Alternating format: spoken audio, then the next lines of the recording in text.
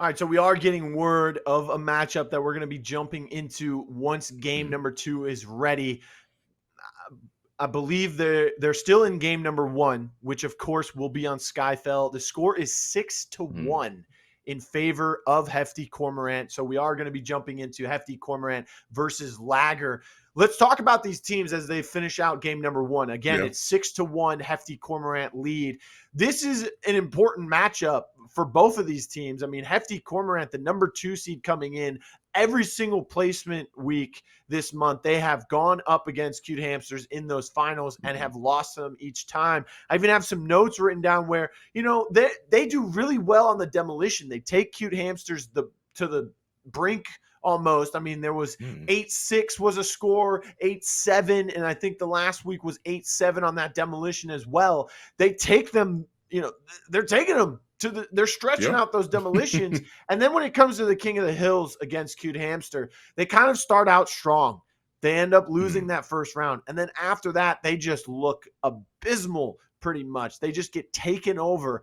It's they kind of just fade into the sunset, so to speak, in those King of the Hills. And Cute Hamsters kind of own them. On the other side, though, you have LAGR. They were the new kids on the block at their time. They're the longest standing roster to this day. Out of all the other rosters, they haven't made a single roster change. They did play with a sub, I think 2 or 3 weeks ago, but that was only because someone had like a doctor's appointment or something, I believe, if I recall correctly. But this is the longest standing roster. Not a single change. Not just one person was changed in, I think, 3, maybe even 4 months now, but they kind of fell off. They were doing really well. They were kind of middle of the pack, making a climb. They were looking like they were on the up and up, trending upwards. Then all of a sudden they just went all the way down, for a lack of better words. Yeah. And I think that LAGR is a team that has to sort of prove themselves today. I taking a look at like the roster and how the matchups have been typically going. You see that, like you just mentioned, LAGR is definitely one of those teams that's sort of like, it's just they've been on the steady decline, right? Like they've been trying their best to stay up with the best of them. They've been trying to fight, and it's been proving to work at some points in time. But at the same time, they're going up against Hefty Cormorant right now. Now, Hefty Cormorant was definitely a team that I had my eye on as well. It was a team that I would genuinely be afraid of, all because of the fact that they were really, really, really adapting. 1 week during the qualifiers, they were really just being so aggressive. Their adaptation also really, really impressed me. And seeing them fight against more top-seeded teams, seeing them fight against more dominant teams that you would typically notice, I think that is a great indicator of how these teams actually work and how these teams are actually going to play the longer the games these go on, the longer the sets that we actually see. This is one of the longer sets.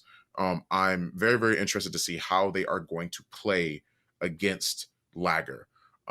So far, like you mentioned before, it's currently 7-2 to them right now. It is a tremendous lead for Hefty Cormorant, and I'm excited to see them play again because of how consistently strong they've seemed to have been. Yeah, of course, 7 points will be, the first half. So they only played one half. It was 6-1, 1-1 there in the second half. Still winning on game number 1 between Hefty Cormorant and LAGR. If you're just joining us, we were going to jump on to Sunday 10K versus Definitely Not Ready. Sunday 10K having to forfeit that first matchup. They drop down to the losers bracket. It is double elimination, so they still have a chance. Whoever woke up late, you get a little bit of extra time there to wake up, because now you got to wait for whoever you're going to play. And LAGR, they're down 7-2 right now against Hefty Cormorant once again. That's the 2 and the 15 seed. We have matches going on all throughout this tournament right now as we speak. Again, the number 1 seed in the tournament once again is Cute Hamsters. We've got teams like Right Turtle that are in there. We've got some really good teams that are unknown as well. Banana Smoothies being led by Emit Pain. We've got Crack is Whack, which is a true statement. And also, they're in the tournament as well. We've got Definitely Not Ready. I mean, there was a little side tournament to determine those last 3 seedings, the 14th, 15th, and 16th as well. The final score has come through 8-2 in favor of Hefty Cormorant. So we'll be jumping into game number 2. It's best of 5, ladies and gentlemen.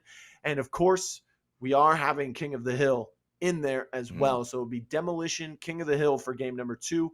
Game number 3 will, of course, be Strikeout in the BO5s. And then we go back to King of the Hill and Demolition for game number 4 and 5 if necessary. But it is 1-0 in favor of Hefty Cormorant as they take the lead with an 8-2 victory on their Skyfell Demolition. Fawn, we asked you about your predictions in that first matchup that we didn't get to see. Now this matchup, what are we talking here? Because, hey, Hefty Cormorant, the number 2 seed, LAGR, the team that has kind of been trending downward, but now they're trying to resurge themselves, get back into the fray of things. Who do you got winning this matchup? I, based over the previous weeks it is that I've seen, like, LAGR obviously have to sort of step up their game. They have to play a lot more consistently. But I think that Hefty Cormorant are the ones it is to look at, because not only a few weeks ago or a couple weeks ago did we see them really go up against some well-known teams and play out of their minds, but this is the time where they really start to cement themselves as, okay, we are finally in the groove of things. We're smoothing. Nothing's really too big of a problem. And we're going to try and see if we can take things over from this point forward. I am interested to see if it gets to that point, how things will end up being contested against Team LAGR. If that ends up being the case, like I am overall expecting Hefty Cormorant to really bring out an A+ performance here, because they've done nothing but adapt and push forward and be aggressive. And they know how to push their lead. And that's something it is that we haven't seen with a lot of these different teams. We've seen it consistently among the the top teams, but not necessarily something that we've seen from the lower rung of the bracket. LAGR is definitely a team it is that has to step it up, and closing that out 8-2, you got to make sure that you keep your mental strong. You have to make sure that you bring your A game into Icarus for this next match. Not saying that they weren't doing it before in Skyfell, but of course this is now a situation where you have to, with King of the Hill, make sure that you buckle down. This is a respawn game mode. This fight's always constantly happening. You have to make sure that your game sense and not necessarily your aim sense is the only thing that's on your mind. These two teams did match up last week against each other in the quarterfinals of placement number 3 as well. We'll get to that in a moment. But Skyfell going in favor of Hefty Cormorant, 8-2 on the Demolition. Game number 2, we're going to Icarus for King of the Hill. Strikeout for game number 3 will be played on Hollows. And then if necessary, we will go to Glacier for game number 4, which is another King of the Hill. And then even if necessary, once again, Hollows Demolition for game number 5. It does say 0-0 down there, but don't worry, ladies and gentlemen. Hefty Cormorant lead 1-0 after that game 1 victory for them. We didn't get to hop into that as quickly as we would have hoped, but we will be jumping in for game number 2. Let us know what you think about this matchup, who you think is going to win. You can put HC in chat, LAGR, if you think they're going to win. You can also let us know on Twitter using the hashtag CMG 10k. It's going to be exciting. I mean, last week we watched these two teams go up against each other, and Hefty Cormorant, they banned out Ronin in the Demolition last week, mainly because they went up against Drewwhitlock's Ronin a few times in some of those 330 CMGs, and they just did not want to have to deal with that again. I think he dropped like 20 downs in a Demolition with Ronin, which is, at first glance, some of the people in chat are going to be like, that's nothing. But it's Right. it's a big deal in a competitive setting against some of the best players in both the North American and the European regions from what we've seen in the past couple months as well. So 20 downs in a Demolition is a big, big deal here in this competition. Yeah, I definitely think that that is not something that you pull out easily. Like 20 downs is definitely not something that everyone's going to see at a competitive high level, right? Like these are teams that have proven themselves week after week after week.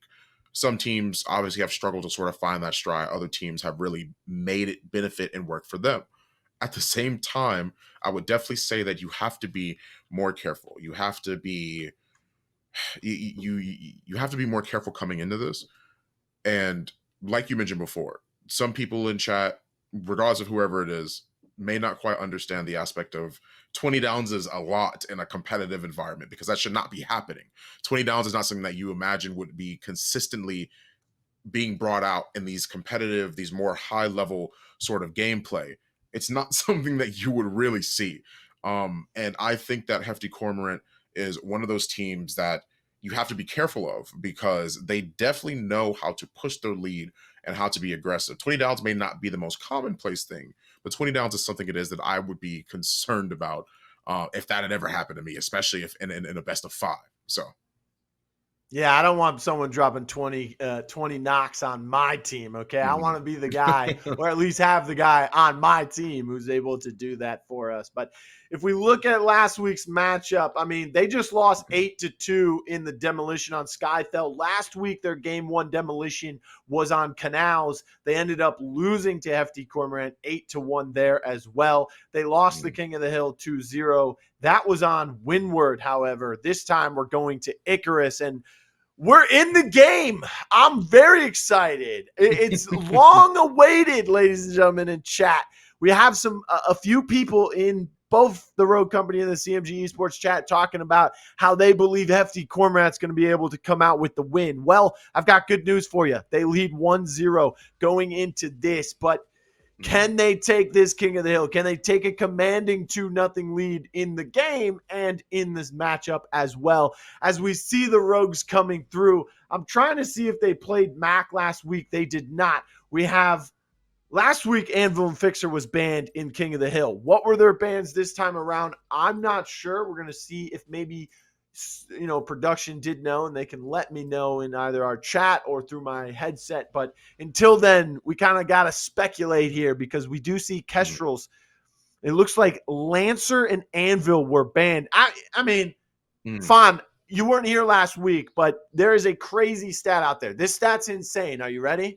Okay. Yeah, I'm Anvil, yes. when he's not banned, he's picked 100% of the time. Okay, so that's crazy. I would have never imagined that in my entire life. In King of the Hill, actually. In King of the Hill only. That stat only stands in King of the Hill. It's probably like 80 or 75% in demolition. I'm going to have to go back and check for the month of June.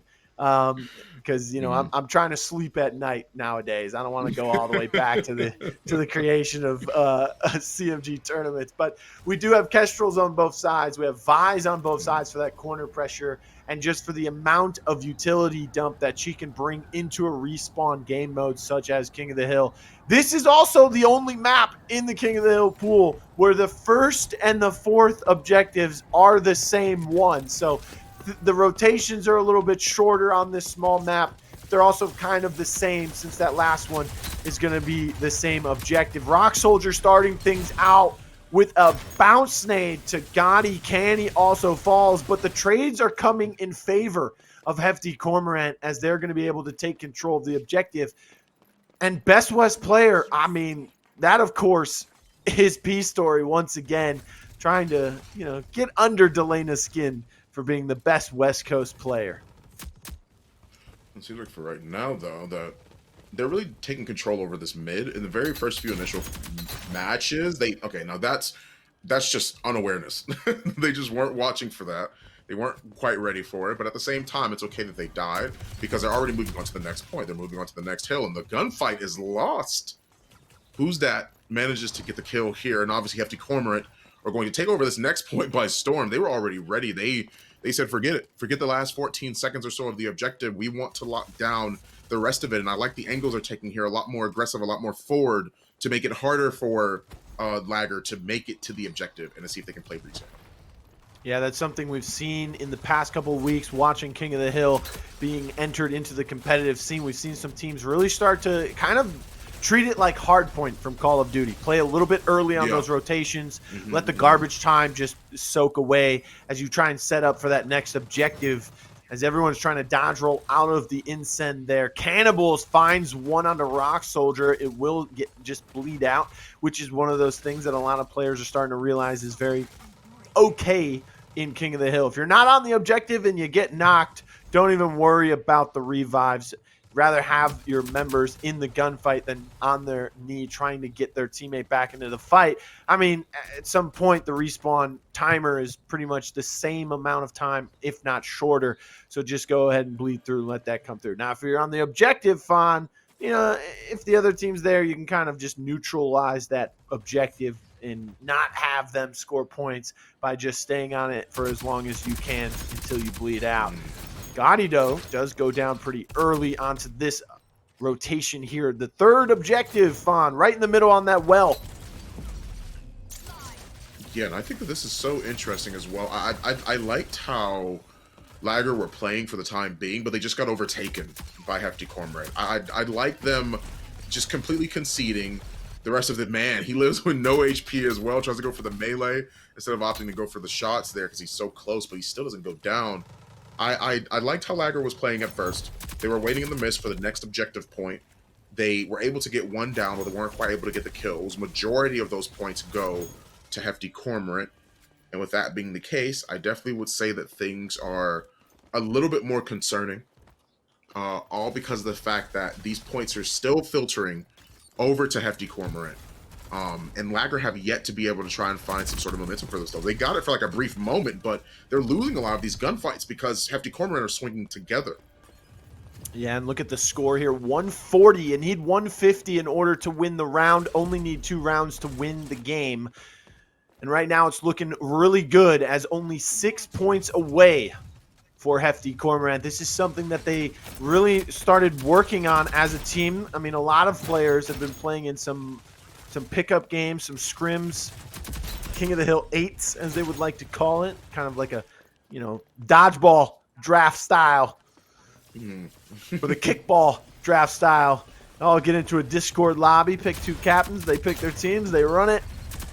And then speaking of running down the middle of that hallway there, look at all the immunity. Scorch, another character we're starting to see a resurgence in, especially on a map like Icarus. A lot of incense coming out with just the Vise and the Scorches. That's 4 on each side. Those Scorches going to be immune. Goldyslays, though, finds Gotti to help the team. And now they're starting to pick up some points here. But just as I say that, KingPreNade starts to walk through. Only 4 points needed in order to finish this round for Cormorant, but 65 and climbing for the side of LAGR as they're trying to make a little bit of a comeback here. They've got a lot of work to do as they need about 70 just to tie it at this point. Yeah, they have to hold on to it as well. They'll get the overtime, but I don't think it'll matter for much more as the rest of them get sort of cleaned off of the objective. They were doing great at making sure that they were at least holding or contesting the last few fights for the objective. But I think the biggest struggle for LAGR that game is every time I've seen Hefty Cormorant, somebody on Hefty Cormorant's swing, whenever they've been pushing through a lot of angles, whenever they've been fighting, they are not getting the trades necessary because Hefty Cormorant are swinging with more than one person, no matter what. I'm seeing them swing with 2 people, sometimes even with 3 people, to make sure they can overtake the site. And they're playing forward. They have these aggressive characters. I haven't even seen Mac be able to consistently use his ability in a way that makes it feel like they're being pressured. Having Kestrel, having Scorch, having Chop, having Vi. All these are great characters at clearing out the site, and it prevents them from moving in so early. It allows them to be able to take these fights a little bit longer, and there it is. I'm not joking when I say this, but Mac, 0% win rate in June in any of the CMG tournaments from the broadcasted matches. I'm talking King of the Hill, I'm talking Demolition, 0% win rate for Mac so far. So Mac not looking too good. Maybe it's just, you know, they haven't really figured out how to use him in the compositions. But right now, the double coming from Who's That? Can he find the triple? Yes, he can. This is a player that's come back, tries to get him with the katana, but he misses. Close. And finally, Mac's able to take him down. Maybe a little bit more success will come from this Mac as he's using the objection.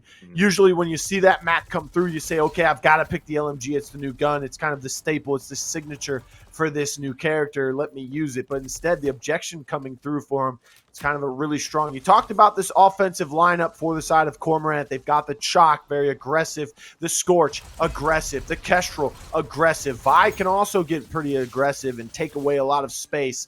and poke around a lot of corners with that kit that she has to her name. And already the rotation very early helped out for Cormorant. They didn't get a lot of points on that first hill, but now they're starting to soak it all up here on the second hill, which is towards the left side of your screen right now. Cannibals finds another one coming through the jump wall. Is RocSoldier, has to run through the incense, takes a lot of damage, and Canny finds another one on a champion or a rogue that we usually aren't accustomed to seeing him on. We talked about that last week where he had to play Fixer and he played it spectacularly. Now he's showing how well versed he is by adding another one to his pool in Chalk. And this is one of the things it is that I'm so like interested in seeing, just overall how these teams have been playing, and it sort of is a positive reinforcement to Hefty Cormorant's draft. And part of the reason why I say that, beautiful katana toss as well to make sure that he gets that down. But I think it's so interesting to be able to see, more than anything, just the fact that things are going well for Hefty Cormorant's draft, because a lot of the times we have to see LAGR and the rest of the members on their team push through Scorch Incense. They have to push through Vi Poison. They potentially have to push through Kestrel Halo Drones. So it becomes problematic more and more when you get to some of these choke points that are more linear, that have a lot less places to move, a lot less movement, a lot less freedom, unlike how this mid is here. And then you run into a situation where you have to play through that. And a lot of times, once again, Hefty Cormorant are on the back foot here. LAGR are adapting well to that. I mentioned the fact that I hadn't seen the Mac really use the flashbangs like that, and here we are in a situation where he's utilizing them, and they're working, and they're putting in the work too, because it's allowing them to be able to take over some of these sites. But I want to see LAGR hold on a little bit more to their objectives. They've been doing well with making sure that they had this lead. They've been doing a great job, but I like how they're playing here, and this is what I want to see more of. But like I mentioned, they keep swinging together. And Kesh was the only one that's watching that angle. Two of them swing out. She gets brought down. Your only option at that point is to really to back up. You have to concede that. Yeah, it was 79 for LAGR towards the end of that third hill. And the garbage time needed by Hefty Cormorant were able to pick it up. They took the lead by 3 points there for a brief moment, but the early rotation from LAGR allowed them to take control of this last objective very strongly. They had full control of it, retook the lead, still have it, but now it's starting to be soaked up by Hefty Cormorant as they are going to tie it here and then start to run away as they have 94 and climbing, and everyone trying to funnel in for LAGR just keeps getting taken out. Who's that on the Kestrel? He's usually your Chalk player, but he's playing the Kestrel here in this mode. PStory finds another one onto Drew. And now look at this battle back and forth. Goldyslays has been a rock on this map with the objection here late in this game for the second round, and he's going to end up going down. But Drew finds one. A second one comes through with drones, finishes him off, but the trades are back and forth, but it just isn't enough. Gotti is able to swing around on the Vi and get everyone in the back as he cleans them up, takes control of that objective, and they're going to win it at the round end. The timer stops. The score did not. 2-0 in the King of the Hill, and now it is 2-0 in the matchup as Hefty Cormorant have a strong lead and only one game away from closing out LAGR here in round number 1 of our double elim tournament. One of the things it is I was going to mention was the fact that I was so shocked that they weren't even able to take it into overtime on the side of LAGR because of the fact that they were able to get so many kills onto the objective. They weren't quite able to push on the point as consistently as they may have liked, but they got 2 kills in the very not in the very beginning, or towards the tail end of that fight. That really made me think, okay, they're going to push on the point. They're going to be able to take care of it. But them losing a player in the middle of them trying to get that push means that they weren't able to contest as easily. And that meant that they were on the back pedal still, despite having put up such a good fight that second round. It wasn't what they needed.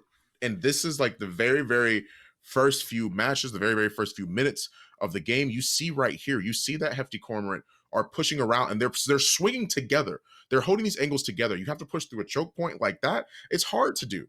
You're playing into a Kestrel, you're playing into a Chalk, you're playing into a Scorch. That's not easy because you have to worry about so much getting in the way before you actually touch the point, as opposed to not being able to get as opposed to just being able to win the firefight. You have to deal with the equipment. You have to deal with the bounce nades. You got to deal with the vile poisons. You have to deal with the instant grenades as well. And it's so prevalent on a map like that because of how many choke points there were. I mean, we saw it. Like they try and push through the alleyway to see if they can get to that point by car. They move in and they get lit up because there's so many people already watching that angle. Whoever has control over that point has less of a hard time trying to watch and be on the lookout for things like that, because it's pretty linear how you have to approach. Yeah, but we will be going to game number 3 now on Strikeout, and I believe it will be on Hollows once again. So I really enjoy Hollows for Strikeout. I mean, Strikeout's a controversial game mode amongst the community and the competitive players.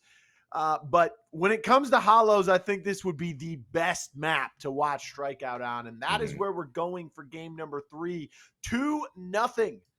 Hefty Cormorant lead this matchup versus LAGR. Remember, Hefty Cormorant, the number 2 seed coming into this main event bracket. LAGR, the number 15 seed. They even had to go through a little side tournament on Thursday to confirm, since there was a big tiebreaker between, I think, like 8 or 10 teams to determine those 14th, 15th, and 16th seed. We do have our bands coming in. I believe it's the same bands, Lancer and Anvil, for the Hollow Strikeout as well. And it is confirmed that these are the same bands coming in for the Strikeout. I told you, Anvil, Strikeout, King of the Hill. I think Anvil's the best character in the game when you're talking about a respawn game mode, because that's the way it's looking so far for the month of June in the competitive scene. He's either banned, and when he's not banned, he is picked 100% of the time.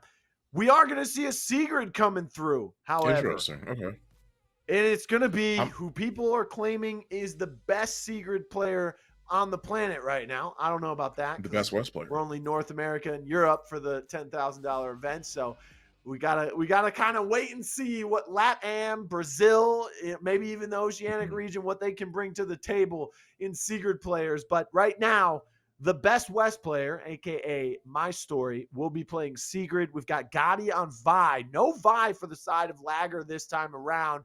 They used her in the King of the Hill, but they're not opting to bring her in for the Strikeout. We will see a Scorch coming out for them again, and of course the Kestrels on each side. And we're gonna see both teams use Chalk, and then we're going to see a Mac again. I know a lot of people say, oh, Mac's full potential is not there when you don't have Dahlia. But again, we don't really see Dahlia or Saint in King of the Hill. We did see it a lot last month in the Strikeouts, but this time around, we won't see it here in game number 3 of round number 1. And I'm interested to see how these drafts are obviously going to play into effect here, because we have Strikeout now. It's not King of the Hill. This point isn't going anywhere. It's going to stay the same point for. It's not going to stay the same point. It's going to stay the same point for one round, and then it's going to swap on the next round. It's not a consistently moving point. So I'm interested to see how they're going to be able to try and overtake this. You already have a good opening kill though on the side of LAGR, and this might look even a little bit better. Wow, man. My goodness. Okay. Already. There we go. Sigrid making a large impact here. A little face bash as well. You can no longer melee through her shield. So that's kind of a big deal, because when she gets in your face, she's most likely going to win that battle. It's very hard for you to aim at the toes. Speaking of toes, RocSoldier able to find someone's body and not their toes. Finds Canny. KingPreNade finds another one. Gotti and Canny both coming in with a little bit of kills potential themselves now, but the objective being held. This is Strikeout, though. You have those respawn tickets, so you can't go crazy like you can in King of the Hill, Fon. Yeah, and it's not a...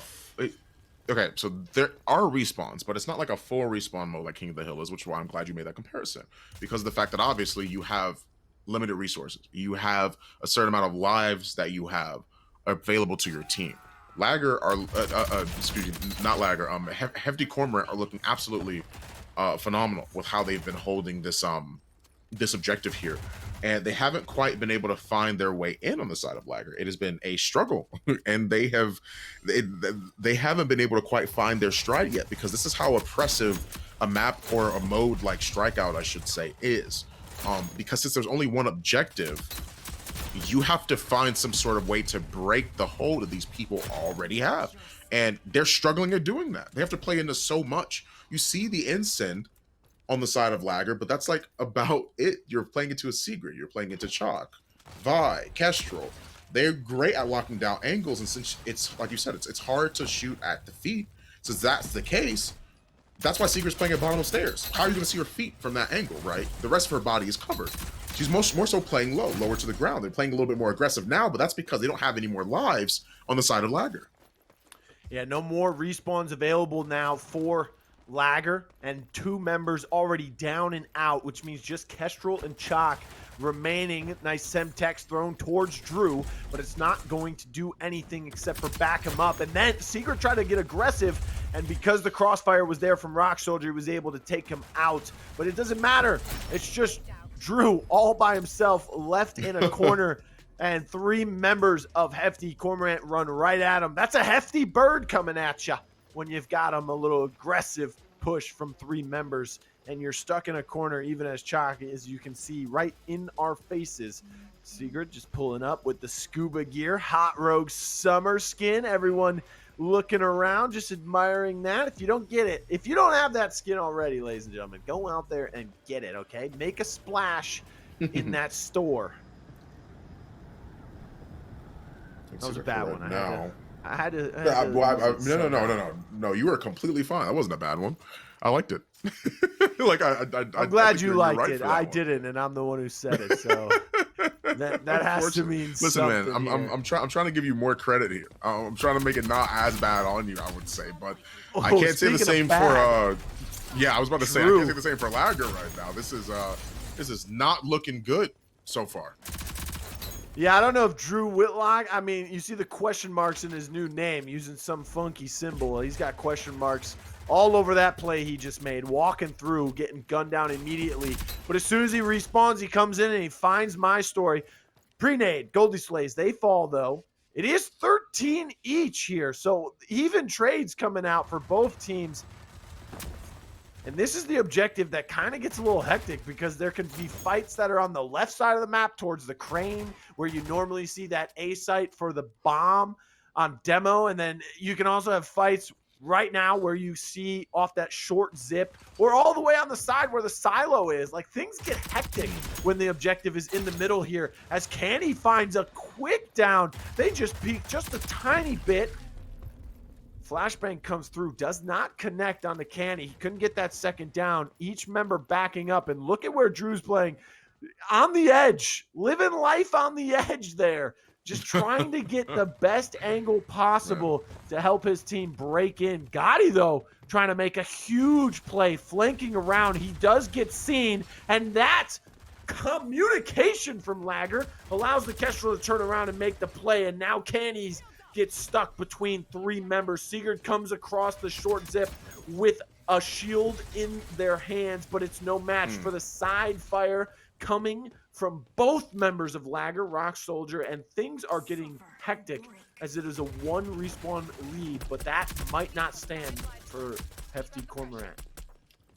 Yeah, for right now, they are able to at least get a retake. If I'm playing on LAGR's team right now, or not on LAGR's team, but if I'm on Team LAGR, I'm going to be looking for another opportunity to try and play around this Mac flash, but it's hard for them to do that because they need to be able to lock down the site first. So obviously they want to be able to use it. It's up, the cooldown is done, so they have more of that opportunity. It's just a matter of trying to play this retake game. This retake game is difficult. And look at that. This is what I mean. No matter what it's been, Hefty Cormorant have always swung with more than one person. One of them comes across the zip line, gets the damage down. He dies, falls off the zip line into the abyss below. But Hefty Cormorant, there's more people on their team that swing around looking at that same angle and get that pick. In a situation where they already are running low on lives, this is what you need. Wait, hold on. Hold that thought, because I just noticed something.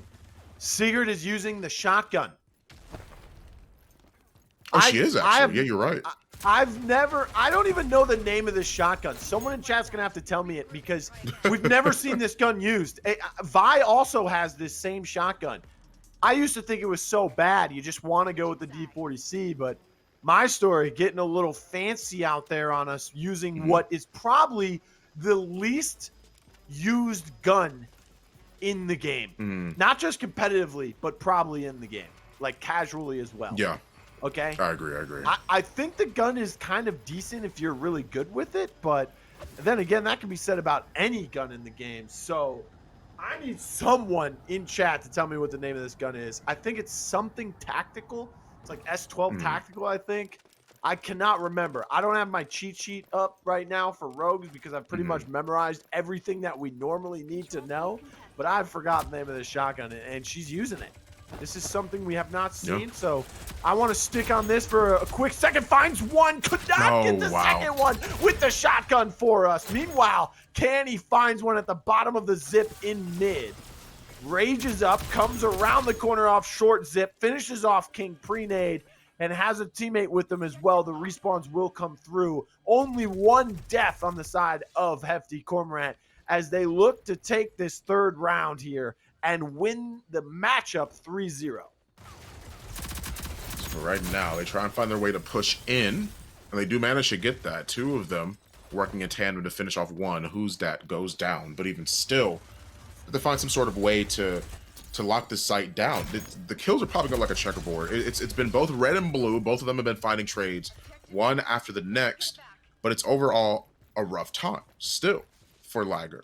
And that's because of the fact that every time they've been able to push in, they can take advantage of these situations. However, Max locking it down with his blind by himself. You hear it.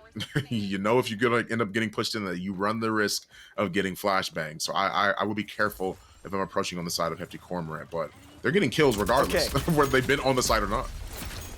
Coming through the short zip and finding one down, but not enough. And my story finds another one with the S12 tactical. That is the actual name of that shotgun. I just had to pull up my cheat sheet real quick and take a look at it. S12 tactical. I told you it was like S with a number and then a tactical. I was thinking 12 because, you know, normally you think of like Spaz 12s or 12 gauges. 12, right?